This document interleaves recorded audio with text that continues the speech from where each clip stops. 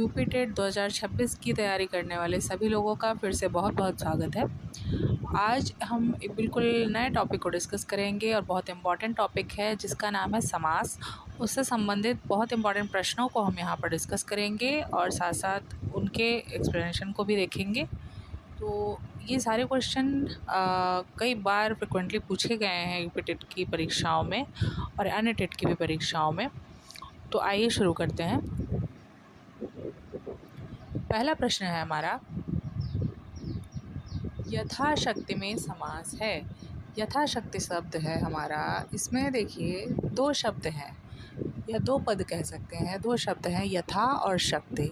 और पहला शब्द जो यहाँ पर है वो यथा है। यथा एक प्रकार का अव्यय शब्द है। तो जब भी किसी भी सामासिक शब्द में पहला शब्द अव्यय होता है तो वह हमारा अव्ययी भाव समास हो जाता है। जब भी पहला शब्द अव्यय होगा तो कौन सा समास हो जाएगा? अव्ययी भाव समास। यथाशक्ति का विग्रह देख लेते हैं तो होगा शक्ति के अनुसार। ठीक है, तो यहाँ पर यथा एक अव्यय होने के कारण कौन सा समास है? अव्ययी भाव समास। ठीक है, अगला प्रश्न देख लेते हैं।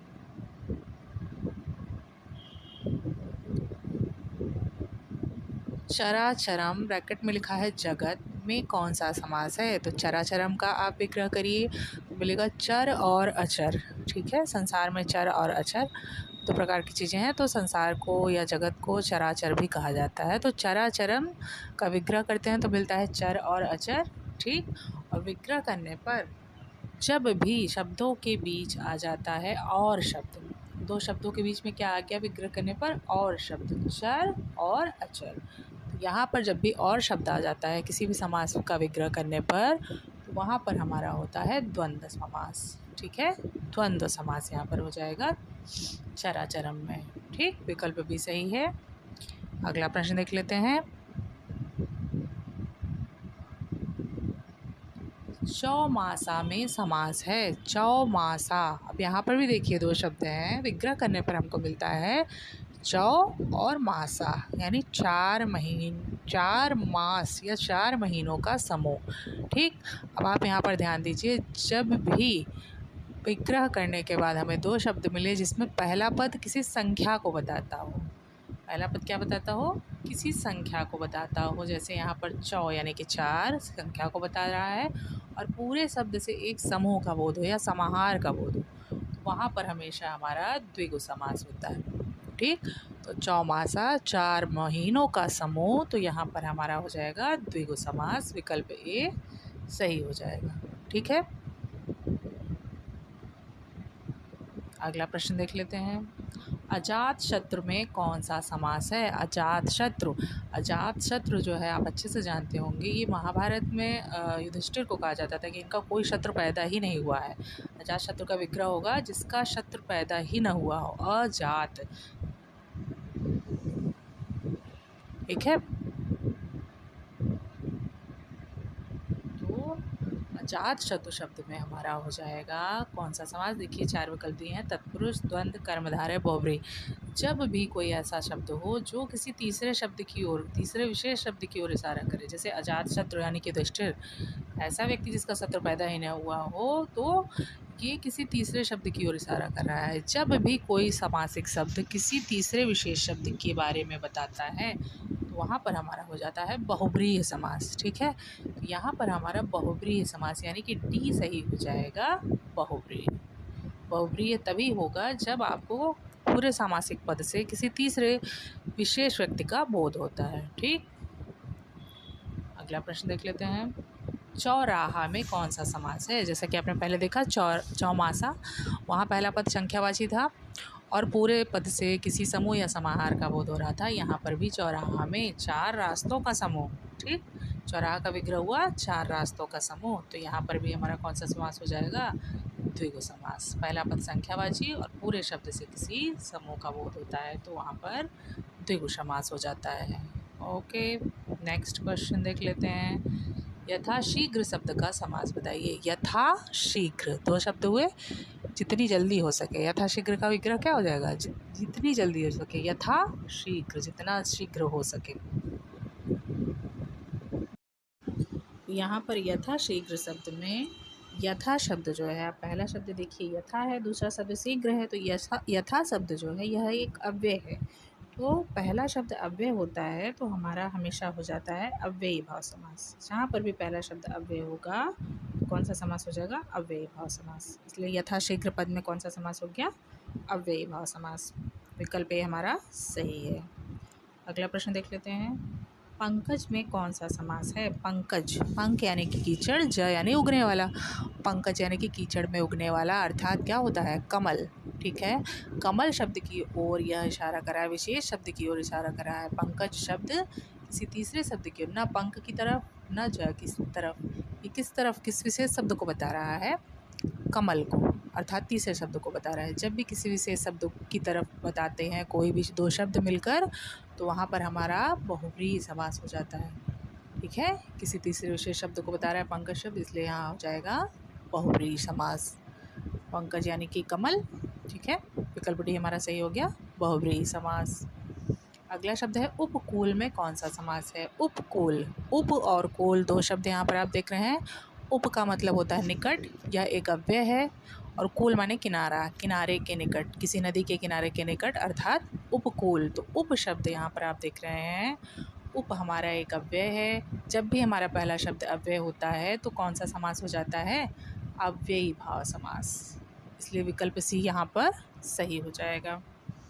उपकूल में समास हो जाएगा अव्ययी भाव समास।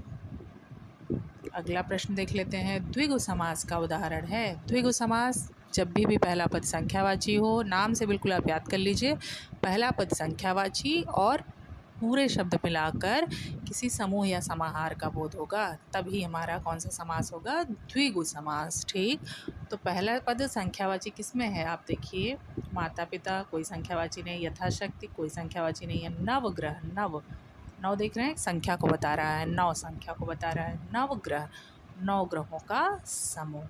ठीक है, पीताम्बर की कोई संख्या नहीं है यहाँ पर। तो द्विगु समास पहला पद संख्यावाची और पूरे शब्द से किसी समूह का बोध होगा, नौ ग्रहों के समूह का बोध हो रहा है, इसीलिए द्विगु समास में कौन सा उदाहरण है? नवग्रह। विकल्प सी हमारा सही है। अगला प्रश्न है समास का अर्थ है। तो समास का अर्थ होता है संक्षेप। ठीक है, संक्षेप, किसी चीज़ को संक्षिप्त कर देते हैं, दो शब्दों को मिला के संक्षिप्त करके एक शब्द बना देते हैं। ठीक, तो वह हमारा हो जाता है समास। इसलिए समास का शाब्दिक अर्थ है संक्षेप। विकल्प ए हमारा सही है। अगला है हमारा पढ़ने, लिखने पढ़ने में कौन सा समास है? लिखने पढ़ने, जब आप विग्रह करेंगे तो आपको मिलेगा लिखने और पढ़ने। ठीक, लिखने और पढ़ने, बीच में और शब्द आ गया। जब भी बीच में और शब्द आता है विग्रह करने पर, तो वह कौन सा समास होता है? द्वंद्व समास। लिखने पढ़ने, लिखने और पढ़ने, बीच में और आने के कारण द्वंद्व समास हो गया। अगला शब्द देख लेते हैं। अष्टाध्यायी, अष्टाध्यायी, अष्ट अध्यायी। यहाँ पर देखिए, पहला शब्द हमारा अष्ट जो है वह एक संख्यावाची शब्द है। अष्ट अध्यायी, 8 अध्यायों का समूह। अष्ट अध्यायी, अष्टाध्यायी एक पुस्तक का नाम है, विशेष पुस्तक है, लेकिन यहाँ बहुव्रीहि तो दिया नहीं है, तो विशेष शब्द की ओर इशारा करा है, लेकिन यहाँ बहुव्रीहि नहीं है। यहाँ पर हमारा 8 अध्यायों का समूह, पहला पद संख्यावाची, इसलिए क्या हो जाएगा? द्विगु समास। विकल्प भी सही है। अगला प्रश्न है। निम्नलिखित शब्दों में से संबंध बहुव्रीहि समासिक शब्द है। संबंध बहुव्रीहि, जो संबंध, अच्छा, संबंध को बताता हुआ बहुव्रीहि समास। तो पहले हम देख लेते हैं बहुव्रीहि समास कौन सा है। बहुव्रीहि समास जब किसी विशेष शब्द की तरफ इशारा करेगा, किसी तीसरे विशेष व्यक्ति या विशेष अर्थ को बताएगा। तो चारों शब्दों को हम देख लेते हैं। पहला उपहित प्रश्न, यहाँ पर कोई विशेष अर्थ नहीं है। प्राप्तोदक भी कोई विशेष अर्थ नहीं है। ठीक, लुप्त पद भी कोई विशेष अर्थ नहीं है। लेकिन दशानन, दशानन 10 मुख वाला, अर्थात रावण, ये किसी तीसरे विशेष अर्थ को बता रहा है। तीसरे विशेष अर्थ को बताने के कारण यह दशानन शब्द हमारा बहुव्रीहि समास हो जाएगा। ठीक, जब बहुव्रीहि समास हमने पता कर लिया, तो यहाँ पर संबंध बहुव्रीहि तो है ही नहीं। जब कोई बहुव्रीहि ही नहीं है तो संबंध बहुव्रीहि, उसके प्रकार में जाने की कोई आवश्यकता नहीं है, हम शॉर्ट में पढ़ेंगे बिल्कुल। तो बहुव्रीहि समास यहाँ हमारा दशानन शब्द हो जाएगा। ठीक है, क्योंकि बहुब्री के प्रकार से इतना अंदर तक जाके कभी भी क्वेश्चन रिपीटेड में नहीं पूछा है। यहाँ हमसे बहुब्री समास को जान लेंगे, बहुब्री समास को पहचान लेंगे तो इतना हमारे लिए बहुत है। ठीक है, तो यहाँ पर हमारा विकल्प ए सही है, दशानन। अगला देख लेते हैं। पाकेट मार शब्द में समास है। पाकेट मार पाकेट को मारने वाला या पाकेट को काटने वाला। ठीक, जब इसका विग्रह आप करते हैं पाकेट मार का तो आपको दो शब्द के बीच में मिलता है को शब्द। पाकेट को मार लिया या पाकेट को मारने वाला या पाकेट को काटने वाला, बीच में को आ रहा है। ठीक, और को जो है यह कारक का चिन्ह है। जब भी विग्रह करने पर बीच में कोई कारक का चिन्ह आता है तो वहाँ पर हमारा तत्पुरुष समास हो जाता है। किसी भी शब्द का विग्रह करने पर कारक चिन्ह आप जानते हैं अच्छी प्रकार से। सभी कारकों के लिए अलग अलग चिन्ह होता है, को, के लिए, से, ठीक है, में, पर, सभी कारकों का अलग अलग चिन्ह है। तो यहाँ पर कारक चिन्ह को आने के कारण हमारा तत्पुरुष समास हो जाता है। जब भी विग्रह करने पर बीच में कारक का चिन्ह आएगा वहाँ आप समझ जाएंगे कि तत्पुरुष समास। ठीक, जैसे हो गया कि सिंहासनारूढ़, सिंहासन पर आरूढ़, तो बीच में पर आया ना, पर आने के कारण वहाँ पर भी तत्पुरुष समास होगा। ठीक है, तो अगला देखते हैं। पतझड़। पतझड़ पत्तियों का झड़ना एक विशेष ऋतु की तरफ इशारा कर रहा है, विशेष मौसम की तरफ इशारा कर रहा है पतझड़। तो जब भी तीसरा विशेष अर्थ हो तो कौन सा समास हो जाता है हमारा? बहुब्रीहि समास। तो पतझड़ में कौन सा समास है? बहुब्रीहि समास। अगला है, निम्न में से किस शब्द में बहुब्रीहि समास है? विशेष अर्थ को जो बताएगा वहीं पर बहुब्रीहि समास हो जाएगा। चौराहा, चार रास्तों का समूह, कोई विशेष अर्थ नहीं है, यहाँ पर द्विगु समास है। ठीक,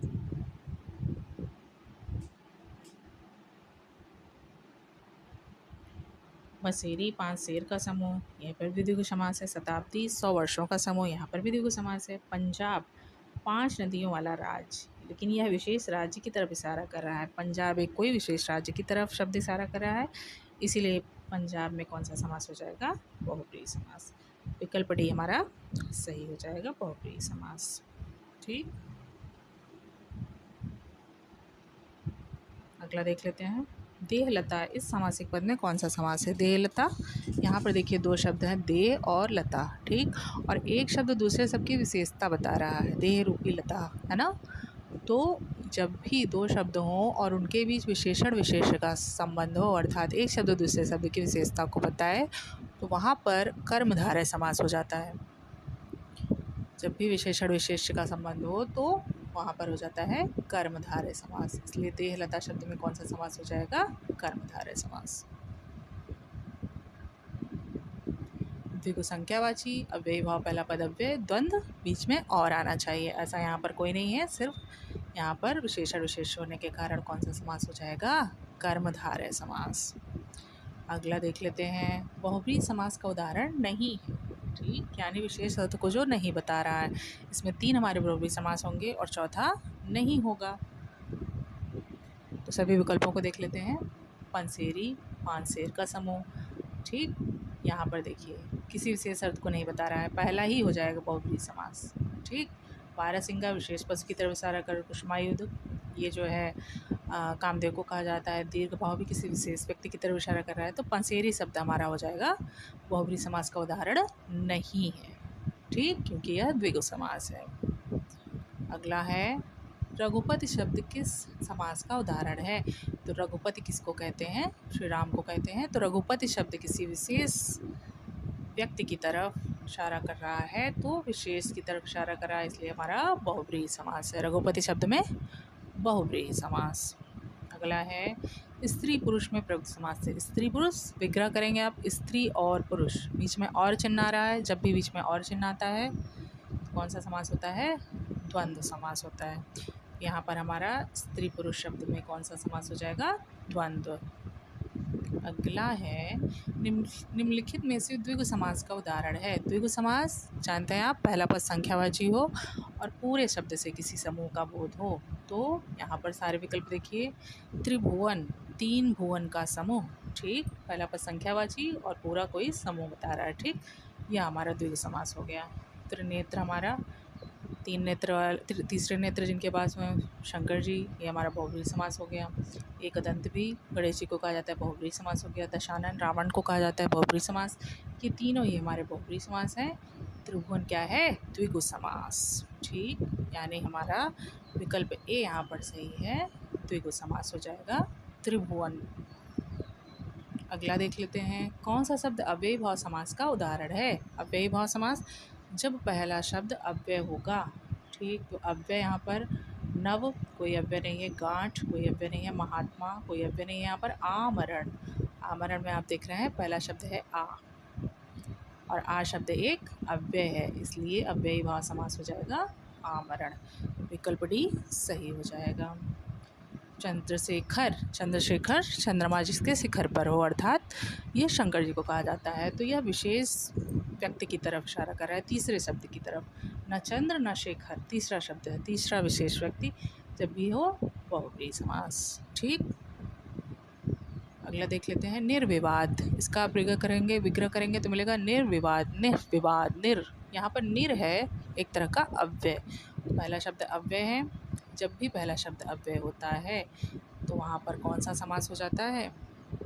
अव्ययी भाव समास। यहाँ पर निर अव्यय होने के कारण यहाँ पर अव्ययी भाव समास हो जाएगा। ठीक है, अगला प्रश्न पूछा है, निम्न में तत्पुरुष समास का उदाहरण है। तत्पुरुष समास, जैसा कि पहले हमने आपको बताया, बीच में कोई कारक का चिन्ह आना चाहिए विग्रह करने पर। ठीक, तो विग्रह करना आवश्यक है, एक तरफा विग्रह करेंगे, एक तरफ। ठीक है, धनंजय तीसरे व्यक्ति की तरफ इशारा कर रहा है, ये भी नहीं है। आत्मनिर्भर, आत्म यानी अपने पर, निर्भर बीच में क्या आ रहा है? कारक चिन्ह पर। जब भी बीच में कोई कारक चिन्ह आता है तो तत्पुरुष समास, यही आत्मनिर्भर आपका तत्पुरुष समास होगा। वक्रतुंड, ये गणेश जी को कहते हैं, तो वक्रतुंड धनंजय ये दोनों तो आपके बहुब्रीहि हो गए। एक तरफा आपका हो गया एक तरफा, यह जो है आपका एक शब्द आया है आगे और एक तरह से विशेषता बता रहा है, तो आपका ये कर्मधारय हो गया। यहाँ धनंजय बहुब्रीहि हो गया, तो आत्मनिर्भर शब्द क्या हो गया आपका? आत्मनिर्भर हो गया तत्पुरुष समास, अपने पर निर्भर। ठीक है, आत्मनिर्भर शब्द हो जाएगा तत्पुरुष समास। यहाँ पर विकल्प सी आपका सही हो जाएगा। ठीक है, इस तरह से हमने यूपी में आए हुए समाज से संबंधित प्रश्नों को हल किया और सभी ये इम्पॉर्टेंट प्रश्न हैं जिसको आपने देखा। तो इस प्रकार से प्रश्नों को लगाते रहें, समय कम है, ज़्यादा से ज़्यादा प्रश्नों को आप हल करें और दिमाग में रखें उनके कॉन्सेप्ट को। धन्यवाद।